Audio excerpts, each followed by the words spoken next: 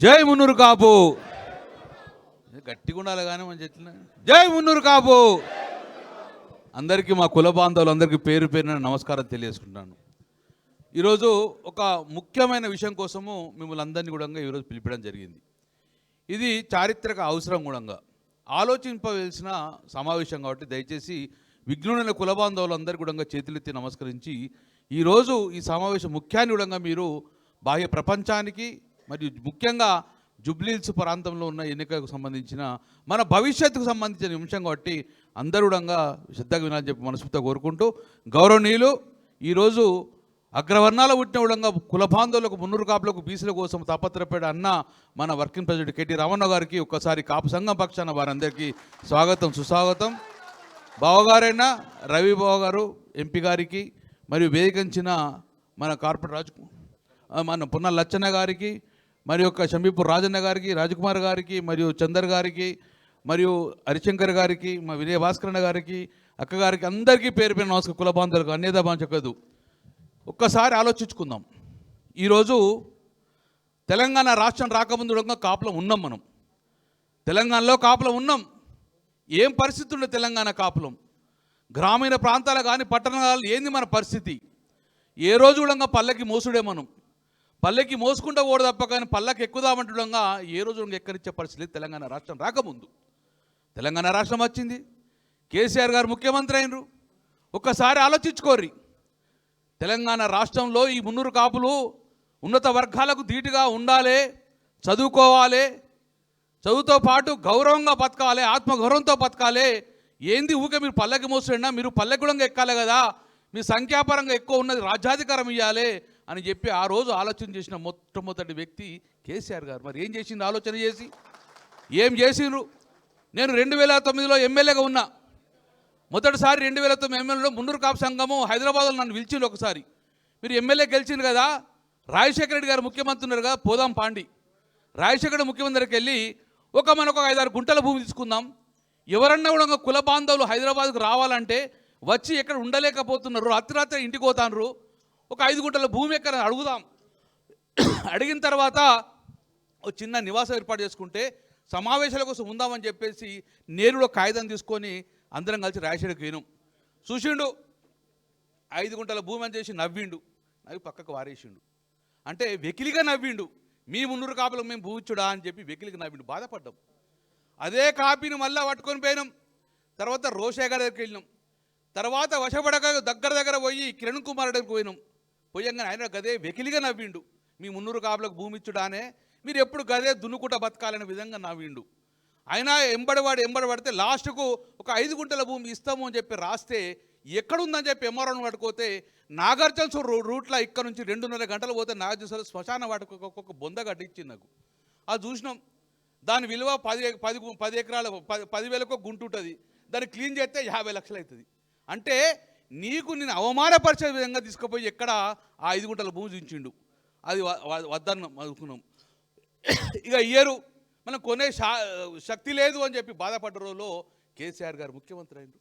అయిన తర్వాత మళ్ళీ అదే కాగితం తీసుకొని పోయినాం. జోగురామన్న గారు నేను అందరం కలిసిపోయినాం. అయ్యా మా మున్నూరు కాపులం మేమందరం హైదరాబాద్ నగరంలో ఎక్కడన్నా ఇల్లు కట్టుకొని ఉందామంటే మా అసోసియేషన్ లేదు. గక్కడే నాగార్జున సార్ కాదు కానీ ఇక ఎలిమినర్ సార్ ఎక్కడన్నా 5-6 గుంటల భూమి అంటే వెకిలిగా సార్ నవ్వి ఏమని చెప్పన్నా, ఏందా వీధి మీరు చిన్న చూసుకుంటారు, దేశానికి అన్నం పెట్టే స్థాయిలో ఉన్న మీరు చిన్నగా అడుగుతారు ఏందా, గొప్పగా అడగండి. ఇంకా ఎలిమినగర్ రూట్లేందా కోకాబట్టలు ఎత్తా అని చెప్పి 5 గుంటలు కాదు 5 ఎకరాల భూమి ఇచ్చే మహానుభావుడు ఉన్నారెవరన్నా? ఉన్నారా లేదా? 5 ఎకరాల భూమి 5 ఎకరాల భూమి ఎకరానికి 100 కోట్లు 500 కోట్ల భూమి ఇస్తే చదును చేసి నేనే కుల పెద్దలు అందరూ పోయి భూమి చదువు చేసి భూమి పూజ చేసుకున్నాం. ఎక్కడ 5 గుంటల భూమి, ఎక్కడ అవమానం పడ్డాము, ఎక్కడ కోకాపేట్ల గౌరవం తలెత్తుకునే విధంగా 5 ఎకరాల బూచిన మహానుభావుడు ఎవరు అంటే కాదా కేసీఆర్ గారు? ఒకటి. రెండోది, తెలంగాణ రాష్ట్రం వచ్చింది.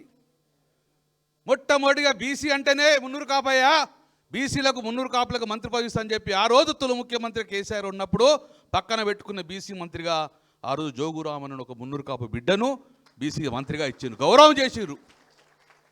రెండోసారి కూడా మళ్ళీ ముఖ్యమంత్రి గారు కేసీఆర్ గారు ఉన్నప్పుడు రెండోసారి బీసీ మంత్రి వేరే వేయలే, మళ్ళా గంగుల కమలాకర్ బీసీ శాఖ మంత్రిగా రెండోసారి ఇచ్చిండు. కేసీఆర్ గారు 10 సంవత్సరాల పరిపాలనలో బీసీగా మంత్రి ఉన్నారంటే మున్నూరు కాపు మాత్రమే ఉన్నారు. అంటే మున్నూరు కాపుకు ఎంత పెద్దపీట వేసిందో ఒక్కసారి ఆలోచించుకోండి.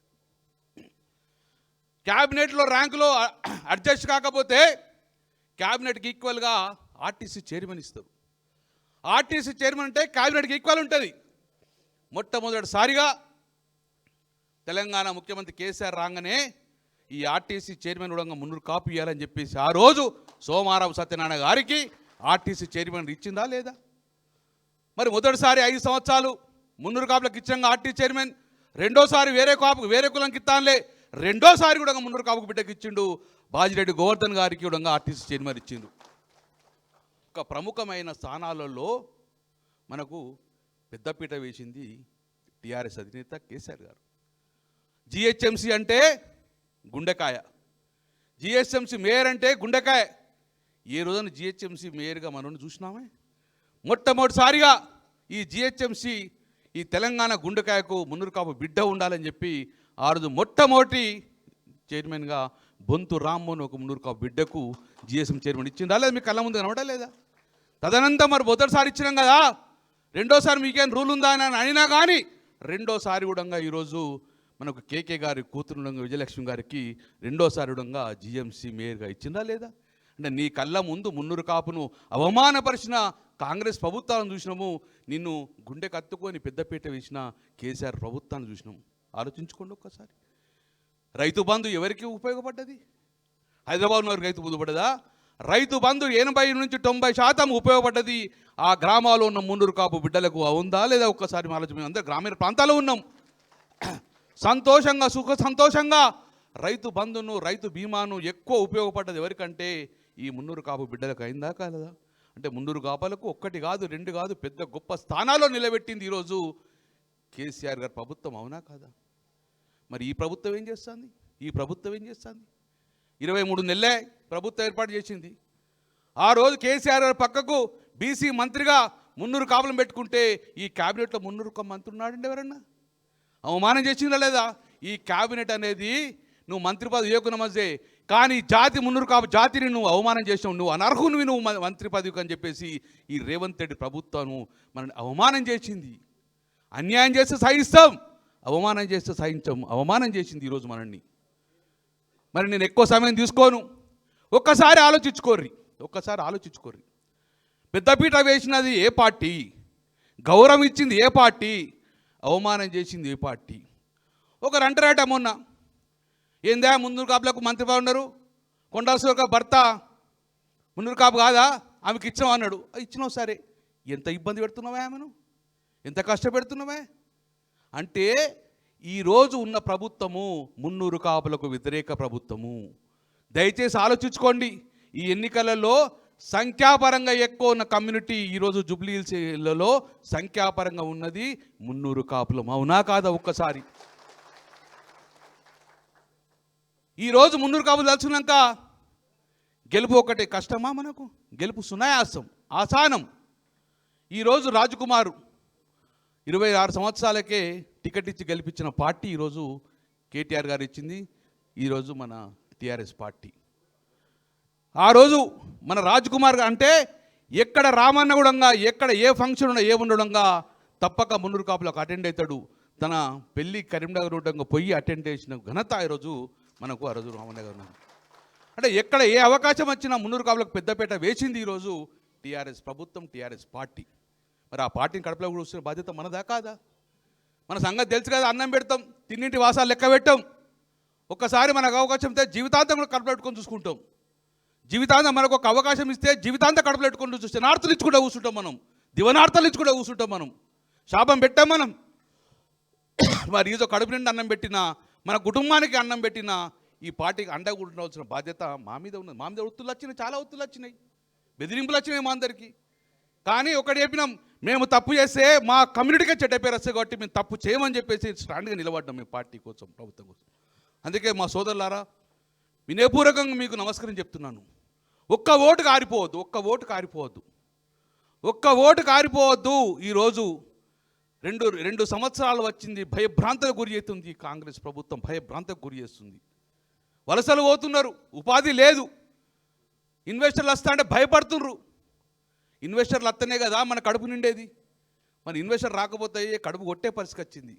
కాబట్టి పాత రోజులు రావాలంటే ఈరోజు జుబ్లీ హిల్స్లో మన అభ్యర్థి బీఆర్ఎస్ అభ్యర్థి గెలుపొందాలంటే ఆ భవిష్యత్తు మీ చేతులు ఉంది. మున్నూరు కాపులు ఓటు దలుచుకున్నాక ఒక్క ఓటు గారిపోకుండా ఇచ్చినాక ఆ యొక్క విజయం సునాయాసం. దయచేసి రేపు పొద్దున రామన్న ఇదే సమస్యలే అరే గెలిచిందంటే మున్నూరు కాపులతో గెలిచిన విధంగా ఈరోజు మనం అందరంగా ఏకతాటిగా ఉండి ఆ విజయాన్ని వచ్చి మా అందరి గౌరవం పెంచండి. మీరు మమ్మల్ని బలోపేతం చేస్తే మేము కులాన్ని బలోపేతం చేస్తాం, మేము వర్గాన్ని బలోపేతం చేస్తాం. మా చేతులు బలోపేతం చేయాలంటే ఈ ఎన్నికలు గెలిపించాలి. మా ఎన్నికలలో బీఆర్ఎస్ గెలిపిస్తే మా చేతులు బలోపేతం అవుతాయి. మా చేతులు బలోపేతం అయితే కులం బలోపేతం చేస్తాం. మాకు వేరే పనేం లేదు. పార్టీ ముఖ్యము, కులం ముఖ్యం, అంతకన్నా ఎక్కువ మాకేం లేదు. కాబట్టి విన్నులైన పెద్దలందరూ ఆలోచించండి. ఎన్నికల్లో ప్రతి ఒక్కరు ఒక శక్తిగా మారాయి. మేమందరం ఇక్కడే ఉంటాం. శక్తిగా మారి నీ ఓటు వేయాలి, నీ పిల్లల ఓటేయించాలి, నీ బంధువుల ఓటేయించాలి, దూరం ఉన్న ఓట్లు తీసుకొచ్చి ఒక్క మున్నూరు కాపు ఓటు కారిపోకుండా ఇస్తే ఆ యొక్క విజయం మాకు అందరూ చెప్పి మీ అందరికి చేతి ఎత్తిన అవసరం. జై మున్నూరు కాపు. థ్యాంక్ యూ అన్న.